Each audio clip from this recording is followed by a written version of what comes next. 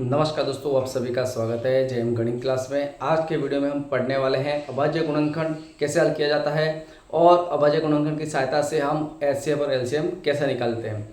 तो दोस्तों, आपको वीडियो के एंड तक जरूर बने रहना है। आज के बाद आपको अभाज्य गुणनखंड सरल लगेंगे, साथ ही अभाज्य गुणनखंड की सहायता से एलसीएम निकालना भी सरल कर दूंगा।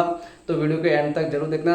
चलते हैं, मैं आपको लेके चलता हूँ अपने सवाल की तरफ। गुणनखंड यानी फैक्टर, प्राइम फैक्टर कैसे निकालते हैं, प्राइम फैक्टर होते क्या है, उसकी सहायता से हम एलसीएम ज्ञात करना है। सबसे पहले प्राइम फैक्टर क्या होता है। प्राइम फैक्टर जो होते हैं आपके अभाज्य गुणनखंड यानी जिसको प्राइम फैक्टर बोलते हैं, वो क्या होते हैं, तो वे होते हैं जो स्वयं के से डिवाइड होते हैं। वे संख्या या वे नंबर्स जो सेल्फ डिवाइडेड हो, यानी जो स्वयं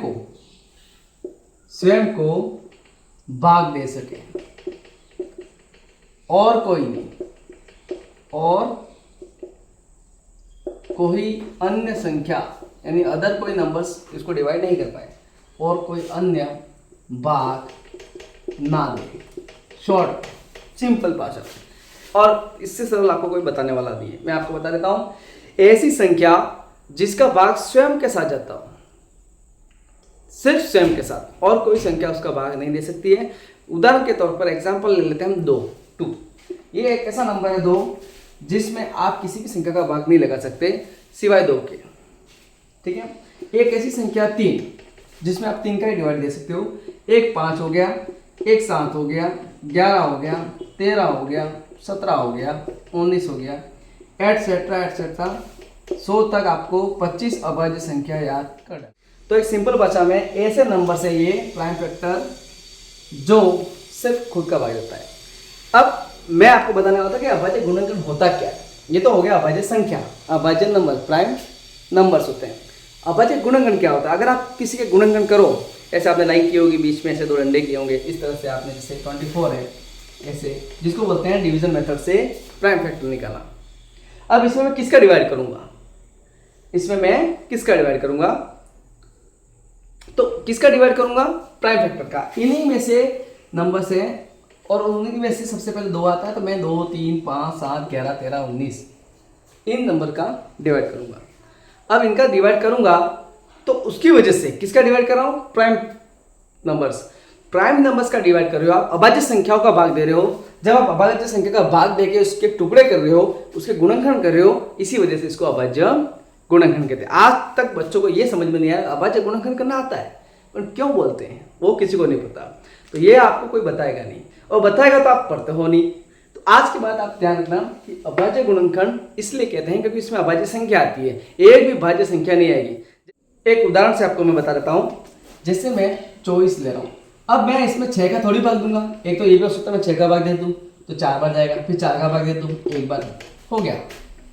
दूसरा तरीका है 24, सबसे पहले मैं 2 का भाग दूंगा 12, फिर 2 का भाग दिया 6, फिर 2 का भाग दिया 3, फिर 3 का भाग दिया 1। और कोई नंबर ले लो, जैसे कि मैं ले लिया 18, 2 का डिवाइड करूंगा 9, फिर 3 का डिवाइड किया 3, फिर 3 का डिवाइड किया ये, बराबर। 2 का भाग 18 में 9 बार, 3 का 9 में भाग दिया 3 बार, 3 में 3 का 1 बार। और दूसरा तरीका 18 को करने का, मैं 6 का भाग दे देता हूँ 3 बार, 3 का भाग दिया 1 बार। अब इन दोनों में आपको क्या डिफरेंस नजर आ रहा है, ये पहले समझना जरूरी है। क्यों, अगर आप 6 का डिवाइड कर रहे हो तो 6 तो खुद ऐसी संख्या है, 6 में भी तो देख लो आप, 6 के फैक्टर होते हैं 2 × 3। आई 6 जो है 6 है, उसका तो भी फैक्टर हो रहा है भाई 2, 3, मतलब 6 को भी तो आप 2 × 3 लिख सकते हो मल्टीप्लाई में। मतलब इस 6 को भी तो 2 और 3 गोली मार रहे हैं, तो 24 को 6 मार रहा है। 4 है, 4 पे 4 खुद 2 × 2 होता है, 4 खुद क्या होता है 2 × 2। तो अब यहाँ देख लो, 2 का डिवाइड किया 12 बार, 2 का डिवाइड किया 12 6 बार, फिर 2 का डिवाइड किया 3 बार, और 3 में 3 का 1 बार। तो यहाँ देखो ये जो नंबर आ रहे हैं वो प्राइम नंबर है, ये जो आ रहे हैं वो मिक्स नंबर है। अब मिक्स नंबर क्या होते हैं, जिसमें सबका भाग जाता है। जब ये मिक्स नंबर में भी दूसरा भाग जा रहा है तो ये काहे का भाग दे रहा है, नहीं चलेगा। इसलिए अभाज्य संख्या यानी प्राइम फैक्टर का मतलब होता है प्राइम नंबर्स का भाग देना। यहाँ जितनी संख्या वो प्राइम नंबर है। यहाँ देख लीजिए, यहाँ 2 3 3 प्राइम नंबर है, लेकिन यहाँ देख लीजिए 6 3, ये देखो ये 6 आ रहा है, 6 में खुद का 3 और 2 3 का भाग जा रहा है, तो कहाँ का नंबर हुआ। इसीलिए अभाज्य नंबर्स का मतलब होता है, पहले ये समझिए अभाज्य नंबर क्या होते हैं। अभाज्य नंबर जिसमें आते हैं वो अभाज्य गुणनखंड करते हैं, इसलिए इसको अभाज्य गुणनखंड करते हैं। तो अभाज्य गुणनखंड यानी प्राइम फैक्टर का मतलब हुआ कि ऐसा नंबर जिसमें आप भाग देते हुए, वो भी किसका, अभाज्य नंबर्स का, अभाज्य संख्याओं का भाग देते हुए उसको आसानी से डिवाइड करते हुए उसका आंसर लाते हो और फिर उसको गुणे के रूप में, मल्टीप्लाई के रूप में लिखते हो, इसीलिए इसको अभाज्य गुणनखंड कहते हैं। अब हम चलते हैं कि अभाज्य गुणनखंड करते कैसे हैं। मैं 2-3 सवाल लूंगा, फिर उन सवाल से हम HCF और LCM निकालेंगे। HCF और LCM, वो फिर उनको किस प्रकार से, उन दोनों नंबर्स को हम किस प्रकार से हल करते हैं। आपको लेके जाता हूं, 3 नंबर लेता हूं मैं, 2 से काम नहीं चलेगा, मैं 3 लेता हूं ताकि और थोड़ा जटिल कर सकूं, लेकिन आसानी से समझ में आ जाए। मैं 3 नंबर लिख देता हूं।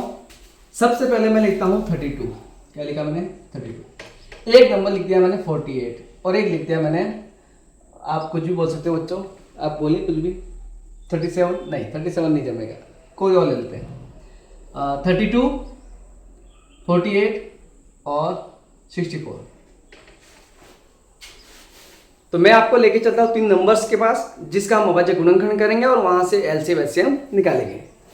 आप देख लीजिए, सबसे पहले आपको भाग विधि से करना है, यानी डिवाइडेड मेथड से इसके अभाज्य गुणनखंड करने, और यही इसका बेस्ट तरीका है। देख लीजिए, सबसे पहले हमें ध्यान में होना चाहिए कि प्राइम फैक्टर है क्या। शुरुआत होती है प्राइम फैक्टर की 2 से।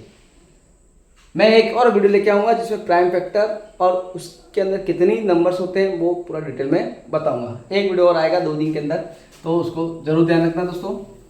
2, इसके बाद 3 5 7 9 11 13 17 19 23 29, लगभग यहाँ तक ऑलमोस्ट काम आती है। इसकी बात बहुत कम काम आती है, ये आपको याद रखनी है। ये प्राइम फैक्टर है, प्राइम नंबर है।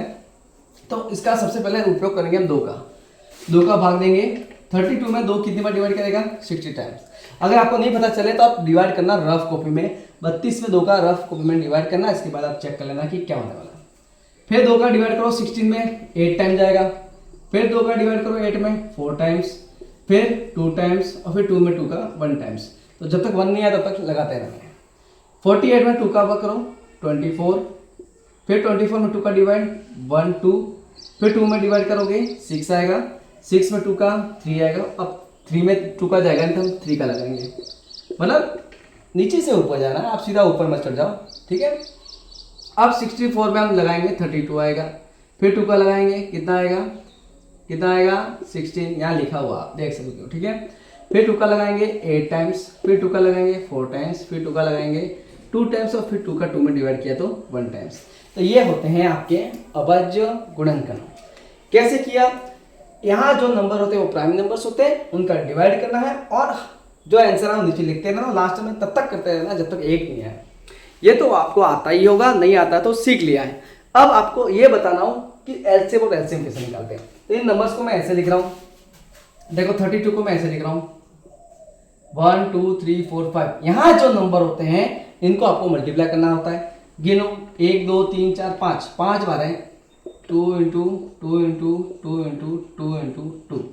अब 48 को क्या लिखूंगा मैं, 2 इंटू 4 टाइम्स है तो 2 2 और एक है 3, 1 2 3 4 5 6 टाइम। 64 कितने टाइम है, 6 टाइम, 1 2 3 4 5 6। तो ये 64 जो है वो आपका 6 बार है। अब आपको क्या करना है, आपको देखना है कौन सी कितनी घात है। देखो 1 2 3 4 5, 2 की घात 5, इसको मैं काट के थोड़ा कम कर देता हूँ, 2 की पावर 5। ये देखो 1 2 3 4, 2 की पावर 4, और ये आ गया 3 की पावर 1, क्योंकि एक बार है ना, एक बार यहाँ लिखा नहीं जाता है, जिसकी पावर 1 होती है उसको नहीं लिखते हैं। 1 2 3 4 5 6, तो ये हो गया 2 की पावर 6। अब आपको सबसे पहले निकालना है HCF। क्या निकालना है, HCF, और इसके बाद निकालेंगे हम LCM। HCF और LCM हिंदी में मस और लस बोलते हैं, ठीक है, महत्तम समापवर्तक और लघुत्तम समापवर्त्य, ठीक है क्या। अब HCF निकालना है तो आपको छोटी पावर देखनी है, सबसे छोटी पावर। देखो यहाँ 2 की पावर 5 है, यहाँ 2 की पावर 4 है और यहाँ 2 की पावर 6 है। तो आपको क्या देखते हैं? छोटी पावर, छोटी घात। क्या देखते हैं? छोटी घात। और आपको यहाँ देखते हैं बड़ी घात। क्या देखते हैं? बड़ी घात। यहाँ 2 की पावर 5 है, यहाँ 2 की पावर 4 है और यहाँ 2 की पावर 6 है। तो ऐसे क्या आएगा? तो सब में आ रहा, तो ये आएगा 2 की पावर 4। तो इसका आंसर आएगा 2 की पावर 4। यानी कितना आएगा ये? 2 इंटू 2 इंटू 2 इंटू 2, 4 यानी कितना हो गया ये? 16 आंसर आपका। कितना आएगा? 16। अब एलसीएम में क्या है? बड़ी पावर लेनी है। 2 की पावर 5, 2 की पावर 4, 2 की पावर 6, तो 2 की पावर 6 बड़ी घात। और इसके अलावा जो नंबर बच जाए उसको भी लिख दो आप। अब क्या बच गया? 3 लिख दो आप, खत्म। 2 की पावर 6 का मतलब 64 इंटू 3, 3 का 4 में मल्टीप्लाई 12, कैरी 1 और ये हो गया 18 और 19, 192 आपका आंसर। ये आपका आंसर।